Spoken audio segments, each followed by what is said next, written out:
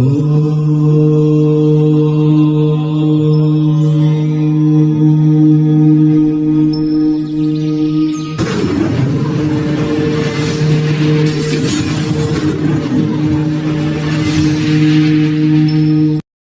శ్రీమన్నారాయణ. శ్రీ బ్రహ్మకి స్వాగతం. మనం ఈ పాడ్కాస్ట్లో ఉత్తర నక్షత్రం వారి గురించి తెలుసుకుంటాం. ఈ ఉత్తర నక్షత్రం వాళ్ళు గోయోని అంటే వసుయోని వారు. వీళ్ళకి పశు సంపద, ధనం, అందం ఇవన్నీ ఉంటాయి. అలాగే వీళ్ళకు పాలు తాగడం అంటే కొంచెం ఇష్టం, అంటే పాలయందు ఇష్టం ఉంటుంది. ఇతరులకి పనులు చేసి పెడుతూ ఉంటారు. ఇక నక్షత్రం ప్రభావానికి వస్తే శత్రువులపై విజయం సాధిస్తారు, సుఖాన్ని భోగాన్ని అనుభవిస్తారు. ఎప్పుడు స్త్రీలతో గడపాలంటే వీళ్ళకి చాలా ఇష్టం. అలాగే వారి మనసుకు సంతోషం కలిగించే రీతిగా కూడా మాట్లాడడం జరుగుతుంది. కళల యందు, చక్కటి సుకుమారమైన విషయాల యందు ఇష్టం, నేర్పు రెండు కూడా కలిగి ఉంటారు. నిజాన్నే మాట్లాడాలనే మనస్తత్వం కలిగిన వాడు.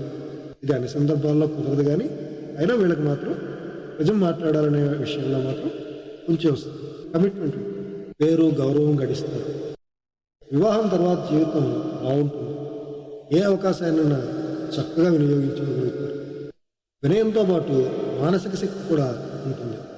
వీరి బృంద కార్యక్రమాలు అంటే గ్రూప్ వైజ్గా చేసే పనులు అన్నమాట, టీం వర్క్స్ వీళ్ళకి బాగా కలిసి వస్తుంది. అలాగే గుర్తింపు కూడా తీసుకొస్తుంది. వీరికి ఏదైనా పని చేసే ముందు కొంచెం ఆలోచించవలను, అంటే కోపం కలిగిన సందర్భాల్లో కూడా నిగ్రహించుకోవాలి.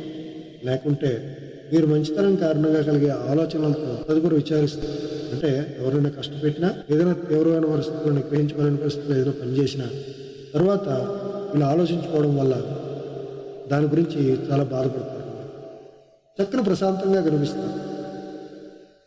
వీళ్ళ ముఖం కూడా చాలా ప్రశాంతంగా కనిపిస్తారు. కష్టించి పనిచేస్తారు, బాధలను కూడా అనుభవిస్తారు. అలాగే బాధపడే వాళ్ళని చూసి జాలి పడతారు. కానీ తప్పులేని వారు తమ తప్పులు ఎరుగరు అన్న రీతిగా వీళ్ళు వ్యవహరిస్తారు. అప్పుడప్పుడు ఇలాగే ప్రవర్తిస్తూ ఉంటారు. రోషపౌరుషాలు ప్రదర్శిస్తారు. వీరు పుట్టిన దగ్గర వయసు నుండి కూడా అనారోగ్యంతో బాధపడవలసి వస్తుంది. జ్వరము, వాతము, భయం మొదలైన వాటి గురించి ఎదుర్కోవాల్సి వస్తుంది. ఇక స్త్రీల విషయానికి వస్తే సంతానం, సౌభాగ్యం, అందం, ఆనందం, మాటగారితనం, దేవతల యందు, గురువుల యందు, పెద్దల యందు, జ్ఞానుల యందు భక్తి కలిగి ప్రశాంతమైన మనసు కలిగి ఉంటారు. భర్త వలన, సంతానం వలన సుఖ సంతోషాలు లభిస్తాయి. పొదుపు చేయడం కూడా వీళ్ళకి అలవాటు ఉంటుంది. బుద్ధి స్థిరంగా ఉంటుంది. మంచి నడవడిక ఉంటుంది. ఇంటి పనుల యందు నేర్పు కలిగి ఉంటారు. నిజాన్ని నిరూపించాలని వాదనలు ఎక్కువ చేస్తూ ఉంటారు. సుఖం, భోగం వీటిని బాగా అనుభవిస్తారు.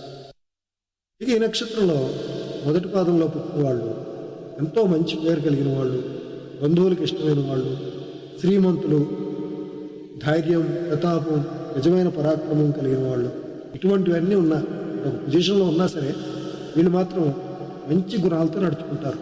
చక్కని విజ్ఞాన విషయాల్లో, అటువంటి గ్రంథాలను రచించడంలో వీళ్ళు ఎక్కడ శాస్త్రకారులు కాగలుగుతారు.